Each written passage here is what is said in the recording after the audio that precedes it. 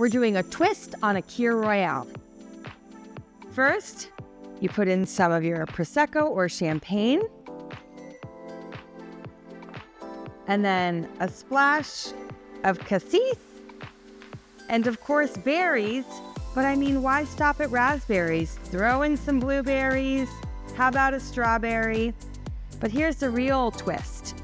If you put it in a wine glass, you get a better flavor and you can fit more. Delicious. Just one of the many kinds of drinks you can make in this gorgeous kitchen with true floor-to-ceiling cabinets. You've never seen cabinets like this before. They really do go all the way up. Look at this.